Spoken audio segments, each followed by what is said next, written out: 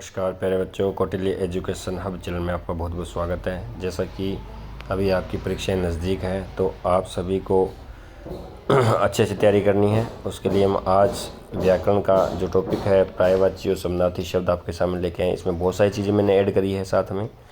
तो पर्यायवाची, समानार्थी शब्द, विलोम शब्द और अनेकार्थी शब्द, मुहावरे, लोकोक्तियाँ, ये सब चीज़ें ऐसी हैं जो कोई बच्चा पढ़ता नहीं है। बहुत कम बच्चे जो इनको पढ़ के जाते हैं। तो आप लोगों को इनको पढ़ना है, याद भी करना है और नोट डाउन भी करना है। जिन जिन के मैं टिक लगाऊंगा वही आपको नोट डाउन करना है, इम्पोर्टेंट। तो परिभाषा तो सबको आपको लिखनी है, बहुत अच्छे से इसकी तैयारी करनी है आपको। और आपके एग्ज़ाम नज़दीक है, बहुत बढ़िया से इनको पढ़ना है और याद भी करना है, ठीक है। तो शुरुआत करते हैं हम पर्यायवाची और समानार्थी शब्दों से। तो पर्यायवाची और समानार्थी शब्दों से आप क्या समझते हैं, इसका उदाहरण से ही समझाइए। तो वो देखिए, वे शब्द जिनसे एक जैसे अर्थ का बोध होता है, यानी अर्थ उनका एक ही होता है, शब्द एक होता है। जैसे रवि होता है, रवि मतलब सूर्य, दिनकर का मतलब सूर्य होता है, दिवाकर का मतलब भी सूर्य होता है, आदित्य का मतलब भी सूर्य होता है, भानु का मतलब भी सूर्य, भास्कर का मतलब सूर्य है। ये सब सूर्य के ही पर्यायवाची। तो अर्थ एक है, देखो इनका अर्थ सभी का एक होता है, अर्थ का बोध होता है एक जैसे अर्थ का, लेकिन शब्द अलग अलग है, अर्थात सभी का अर्थ ही क्या है, सूर्य ही है। तो हम यहाँ से इम्पोर्टेंट जो है वो यहाँ से पढ़ेंगे। कुछ महत्वपूर्ण पर्यायवाची शब्दों के उदाहरण आपके सामने हैं। जिन जिनको मैं टिक करूँ वही आपको लिखना है। अशुद्ध वाला लिखना है आपको एक तो, ठीक है। उसके बाद में आ जाएगा आपका आकाश, आग और अमृत, ये चारों करने हैं यहाँ पे। तो अशु का देखो दानव, निशाचर, राक्षस, दैत्य होता है। आकाश का देखो व्योम, गगन, नभ, अंबर, अनंत और आसमान हो जाएगा। आग का देखो पावन, अनल, कृषाणु, अग्नि और ज्वाला हो जाएगा। अमृत का देखो अमीय, सोमरस, पीयूष और शुदा हो जाएगा। इसके बाद में नेक्स्ट चलते हैं हम आगे। यहाँ पे देखिए आप, उसके बाद में यहाँ पे आप देखेंगे तो आपको पता लगेगा कि देखो अंधकार का आपको लिखना है तम, तिमिर, अंधेरा। आँख का भी लिखना है चक्षु, नेत्र, लोचन, नयन और दृग। इंद्र का देखो दिवेश, सुरेश, सुरपति। ईश्वर का देखो भगवान, ईश, प्रभु, दीन बंधु, जगदीश। पक्षी का भी आपको लिखना है, बहुत बढ़िया है, खग, विहग, नभचर, अंडज और द्विज होता है। जल का देखो वारी, नीर, तोय, अम्ब, सलील होता है। गंगा का भी करना है, सूरसरी, जाह्नवी, त्रिपथगा का करना है, ठीक है। बादल का वेरी इंपॉर्टेंट है, घन, नभ, मेघ, नीरद और वारिद। एक चीज़ मैं बता देता हूँ, बादल के अंदर आपको याद रखना है जिसके लास्ट में द आता है। जैसे ये लिखा हुआ है नीरद, देखो क्या लिखा हुआ है, नीरद। तो यहाँ जो द आएगा ना वो सारे बादल के पर्यायवाची होते हैं, ठीक है ना, याद रखना है। और अगर ध आ जाए तो समुद्र के होते हैं वहाँ पे। अगर ध या धी आ जाए कोई भी है तो वहाँ समुद्र के पर्यायवाची, समुद्र के पर्यायवाची। जैसे वारिद, देखो वारिद आ गया तो लास्ट में पता लग गया द, तो हम पहचान लेंगे बादल का पर्यायवाची जिसके लास्ट में द लगा हो। चंद्रमा का देखो बहुत बढ़िया, सारे ये सारे अच्छे हैं, आपको सारे करने हैं देखना, ठीक है। इनमें से सारे उतारने, कोई नहीं उतारने वाला उसको मैं क्रॉस कर दूंगा। तो चंद्रमा का देखो बिंदु, शशि, राकेश, राकापति और चंद्र। कमल का देखो वेरी इंपॉर्टेंट, कमल का बहुत बार एग्जाम में आता है, जलज, पंकज, नीरज, वारिज, तोयज, सरोज, ये सब आ जाएगा। सागर का देखो मैंने आपको बताया धी लगा हुआ, ध्या लगा हुआ लास्ट में, देखो तो ये इसके होते हैं। जलधी हो गया, वारिधी, रत्नाकर, रत्नेश, निर्धी, नीरधी, ये सब। तो लास्ट में अगर धी या ध आ जाए तो वो सागर या समुद्र के पर्यायवाची होते हैं। फूल का देखो पुष्प, प्रसून, सुमन, कुसुम होता है। पृथ्वी का देखो भू, भूमि, धरा, वसुधा, वसुंधरा, सही। जंगल में देखो कानन, वन, अरण्य, विपिन आ जाए। तालाब में देखो सर, सरोवर, ताल, तड़ाक, जलाशय आ जाएगा। वृक्ष में देखो पेड़, रुख, तरु, ये सब आ जाएगा। उसके बाद में अब देखते हैं हम, देखो आगे जिसको आपको नहीं लिखना वो मैं नहीं बताऊँगा, आपको वही लिखना है जो लिखना है, ठीक है। दिन का आपको लिखना है बच्चों, ठीक है, दिन का लिखना है दिवस, दीवा, वार और वासर। पहाड़ का देखो गिर, भूधर, नग, पर्वत, पहाड़ का भी लिखना है। घर का भी लिखना है गेह, निकेतन, आलस्य और गृह, ठीक है ना। राजा का लिखना है महीप, भूपति, नृप और नरेश। पत्थर का लिखना है शिलाखंड, पाहन, प्रस्तर लिखना है। पवन का देखो बहुत इंपॉर्टेंट है वायु, अनिल, समीर, हवा और मारुत। बिजली का लिखना है, लिखना आपको सभी है, मान को इसमें से कोई ऐसा मुझे नहीं लग रहा जो नहीं लिखना, लिखना सभी है, ठीक है। तो पढ़ना भी सभी को, याद करना है। बिजली, तड़ित, दामिनी, चपला, विद्युत। पुत्र का देखो सूत, पूत, तन्य, बेटा, आत्मज। मनुष्य देखो मनुष्य, नर, मानव। ये आप अगर ना लिखो तो कोई बात नहीं, मनुष्य वाला मत लिखना, सीधा पढ़ लेना इसको। हाथी का देखो करी, हस्ती, गज लिखना है। मित्र का देखो मित्र वाले पढ़ लेना, कोई दिक्कत नहीं है, आपको सबको पता ही है मित्र का, तो वैसे ही आप पढ़ लोगे, लिखना मत मित्र का, आप पढ़ लेना। सांप का देखो सर्प, भुजंग, विषधर, अहि। सरस्वती का देखो शारदा, भारती, महाश्वेता, बागेश्वरी। ये आपको लिखना है सरस्वती का, वेरी इंपॉर्टेंट देखना। शरीर का देखो काया, देह, तन, गात, बदन, ये भी लिखना है। स्त्री का देखो, अब स्त्री वाला छोड़ देना, लिखना नहीं है आपको, सिर्फ पढ़ना है। रात का देखो रात्रि, रजनी, यामा, निशा, रात का लिखना है। कपड़ा देखो अंबर, दुकुल, वसन, वस्त्र, ठीक है। कृष्ण का देखो श्याम, ये भी लिखना है। श्याम, घनश्याम, मुरलीधर, गोपाल और केशव। बालक, बच्चा, शिशु, लड़का। शत्रु देखो रिपु, अरि, दमन और बेरी।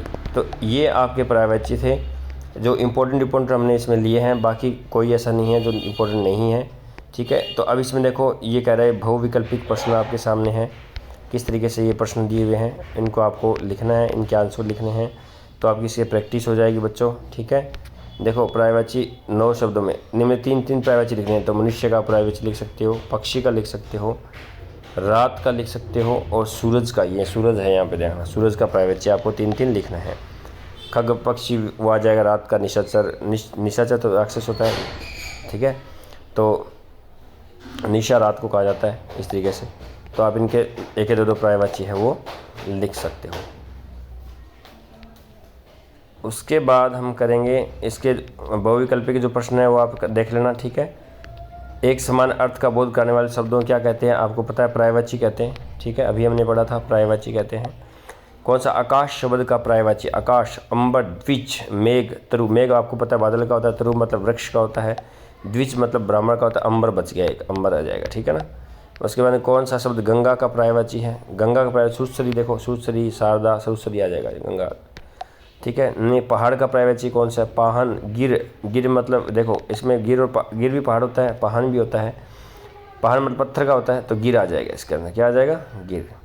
उसके बाद इनमें कौन सा शब्द शत्रु शब्द का प्रायवाची नहीं है, रिपु, अरि, वसन, वसन कपड़े का होता है, वसन इसके अंदर नहीं होगा, ठीक है, वसन वाला नहीं होगा, ये नहीं होगा, बाकी होगा। इनमें कौन सा शब्द जल शब्द का प्रायवाची नहीं है, वाइद है, वाइद बादल का होता है, मैंने आपको बताया था कि जिसके लास्ट में द लगा हो वो किसका होगा, बादल का होगा, जिसके लास्ट में ध लगा हो वो समुद्र का होगा।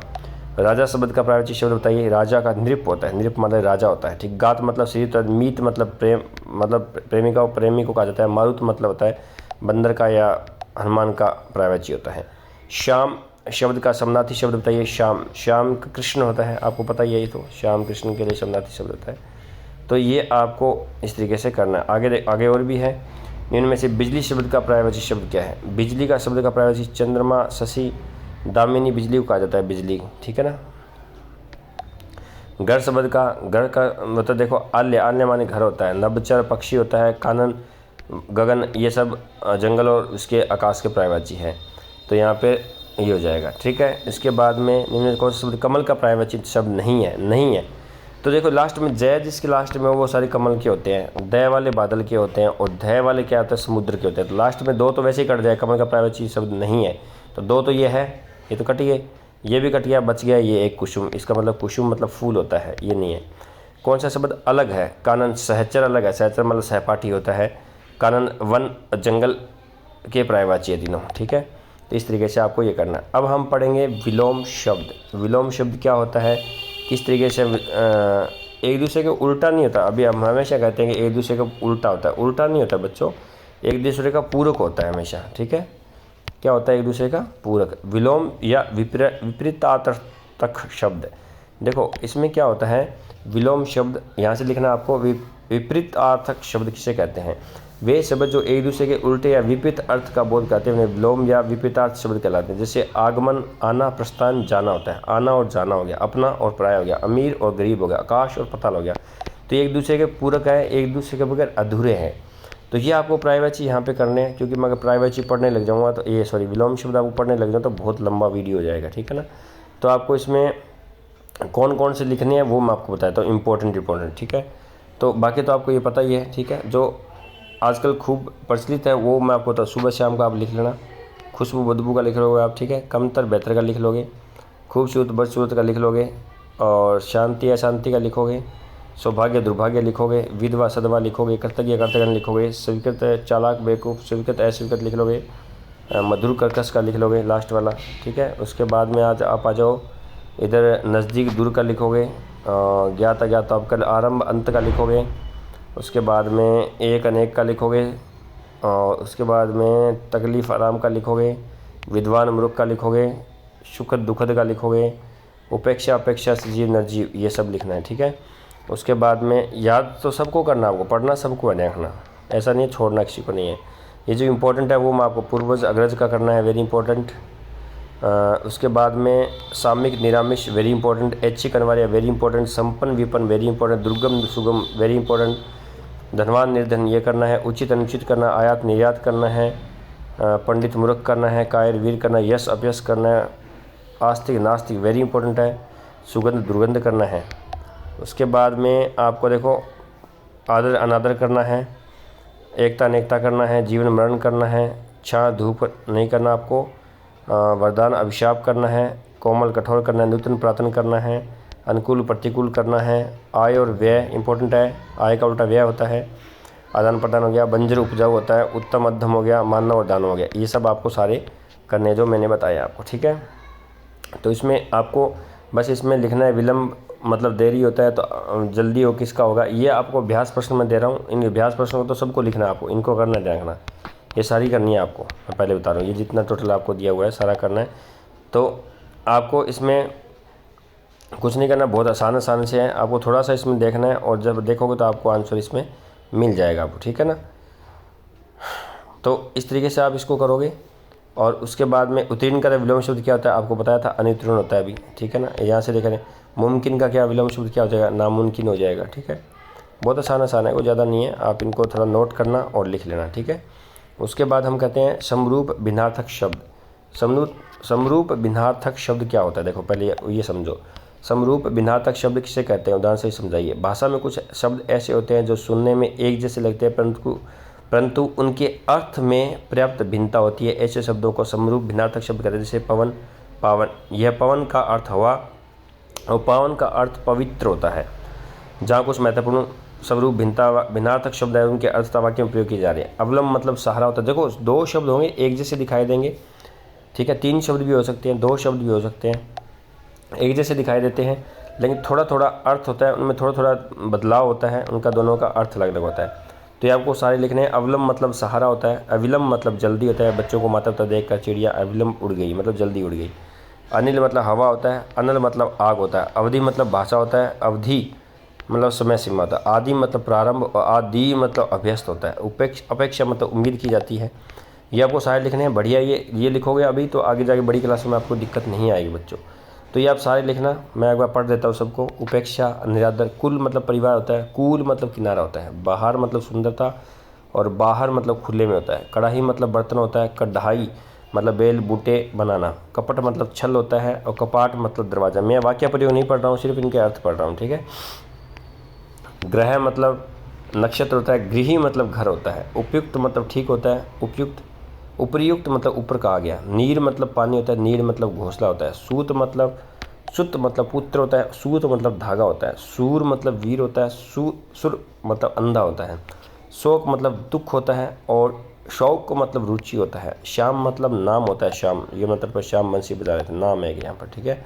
और शाम मतलब होता है, शाम होते पक्षी घोंसले में लौट आए। दिन मतलब होता है वार और दीन मतलब गरीब होता है। और मतलब तरफ, ठीक है। और मतलब होता है योजक होता है। योग मतलब जोड़, योग्य मतलब लायक। जन मतलब पानी, जान मतलब जालीदार बुनाई। कल मतलब आने वाला कल, ठीक है। तो इस तरीके से यह काल मतलब समय होता है। अन्न मतलब अनाज होता है और असमान जो बराबर न हो, ठीक है। अन्य मतलब अनाज। कांति मतलब चमक होता है, क्रांति मतलब परिवर्तन होता है। परिणाम मतलब फल होता है और परिमाण मतलब मात्रा होता है। तो हम कई बार परिमाणवाचक विशेषण लिखते हैं, बच्चे ये वाला लिख देते हैं। इसका मतलब परिणाम का मतलब फल हो गया, नतीजा। सम्मान मतलब बराबर, सामान मतलब होता है वस्तुएं, ठीक है। तो ये आपको करने हैं, ये भी करने हैं, ध्यान रखना। ये वाले जो बहुविकल्पिक प्रश्न हैं ये सारे आपको करने हैं, ये सारे लिखने हैं, ठीक है। ये कर लेना आप। अब आ गया शब्द युगम। ये आपको ना अभी तक आप पढ़ते नहीं हो इन सब चीज़ों को, तो आपको पता ही नहीं है ये होती क्या चीज़ है। तो आपको समझ में आ रहा होगा। ऊपर वाले में दो शब्द एक जैसे थोड़ा थोड़ा भिन्न थे शब्दों में तो अर्थ भी अलग अलग थे उनके, ठीक है ना। अब देखो हम पढ़ेंगे शब्द युगम। शब्द युग्म किसे कहते हैं, उदाहरण सहित लिखिए। देखो, कही गई बात या शब्द के अर्थ को अधिक प्रभावपूर्ण बनाने के लिए कभी कभी शब्दों का प्रयोग जोड़ों के रूप में किया जाता है, जैसे शब्द युग्म कहते हैं, जैसे आना जाना ऊंच नीच ऐसी। ठीक है, जैसे पुनरुक्त शब्द, इस शब्द युग्म दो प्रकार के होते हैं, एक होता है पुनरुक्त शब्द युग्म और एक होता है अन्य शब्द युग्म। पुनरुक्त शब्द युग्म का मतलब होता है एक जैसे बार बार आना, देखो जल्दी जल्दी, आगे आगे, धीरे धीरे, अच्छे अच्छे, गाँव गाँव, दाने दाने, काले काले, ये मतलब एक जैसे शब्द आना। और दोनों दो बार प्रयोग होता है, लेकिन उनका अर्थ क्या होता है, एक ही होता है। एक ही शब्द को दो बार लिखे होते हैं, अर्थ एक ही होगा, ध्यान रखना, अर्थ अलग अलग नहीं होगा इनका। तो ये वाक्य प्रयोग किए हुआ आप देख लेना। उसके बाद में इधर क्या है, इधर भी यही सब है, सोते सोते, हाथों हाथ, ठीक है, द्वार द्वार, ये सब पुनरुक्त शब्द होते हैं, यानी एक शब्द दो बार आना। ठीक है, ये आपको देखना, जैसे तैसे, बोला भाला, रहन सहन, ये सब जुड़े होते हैं हम आम बोलचाल की भाषा में। देवी देवता, रंग बिरंगे, हम कहते हैं रंग बिरंगे कपड़े, ये सारे कटी फटी, साफ सुथरा, थोड़ा बहुत, लेना देना, आना जाना, ऊपर नीचे, लाभ हानि, गोल मटोल, बचा खुचा, आमने सामने, दाना पानी, ये सब चीज़ें, और ये इनके प्रश्नांश, ये सारे लिखने हैं आपको। ठीक है, याद कर लेना बच्चों, ताकि आपको दिक्कत ना हो। अब देखो हम पढ़ेंगे मुहावरे और लोकोक्तियाँ, वेरी इंपॉर्टेंट है, एग्जाम में 4-5 प्रश्न इसके भी आते हैं, ये सारी चीज़ों के प्रश्न आएंगे आपके एग्जाम में, ध्यान नाम की बात। तो मुहावरे लोकोक्तियाँ क्या होती है, मुहावरा होता क्या है, बहुत कम बच्चों को यही नहीं पता, मुहावरे की परिभाषा नहीं पता होती है। तो आज परिभाषा पढ़ लो आप। वे वाक्यांश जो अपने साधारण या सीधे साधे कोशागत अर्थ का बोध न कराकर उसे मिलते जुलते अर्थ का लाक्षणिक किसी विशेष अर्थ का बोध करते हैं, उसे मुहावरा कहते हैं। भाई जो वाक्य होता है वो साधारण होता है, लेकिन वो किसी और लक्ष्य की, जैसे 9 2 11 हो जाना। अब 9 2 11 वाक्य तो साधारण है, कोई दिक्कत नहीं, लेकिन इसका अर्थ क्या है, भाग जाना, यानी एक लाक्षणिक अर्थ निकलता है, एक दूसरा अर्थ निकलता है, एक तीसरा अर्थ निकल रहा है, मतलब। ठीक है ना।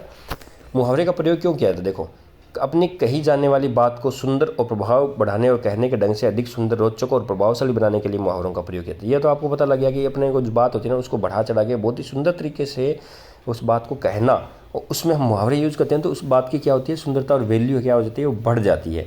इसलिए हम मुहावरों का प्रयोग करते हैं। अब मुहावरों की कुछ विशेषता देखिए।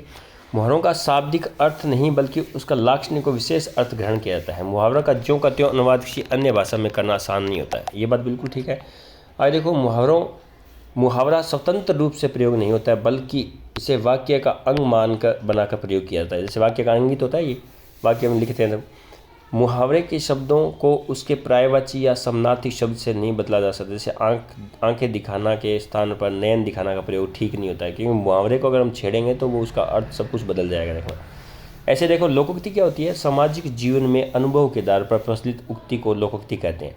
समाज में कुछ लोग पहले बैठे रहते थे, और आपने देखा पुराने टाइम के अंदर क्या होता था कि लोग है वो घरों बाहर, जैसे चौकी होती थी उस पर बैठ जाया करते थे, या चबूतरा होता था उस पर बैठ जाया करते थे। तो वहाँ पे लोग अपनी बातें किया करते थे, समाजी जीवन। तो उसमें वो डायलॉग मारते थे, वो डायलॉग की आज एक लोकोक्ति का रूप ले लिया है। तो उसको बोलते हैं सामाजिक जीवन के अनुभव के आधार पर प्रचलित उक्तियाँ लोकोक्तियाँ कहलाती हैं। जैसे अज्जल गगरी छलका जाए, जैसे मान लो कोई लेडीज है, वो घड़ा लेके जा रही होगी, उसमें से पानी निकल रहा होगा, तो किसी आदमी ने कह दिया होगा उसको देखे कि अज्जल गगरी छलकत जाए, यानी आधे भरे हुए घड़े में से पानी निकल रहा है, छलक रहा है।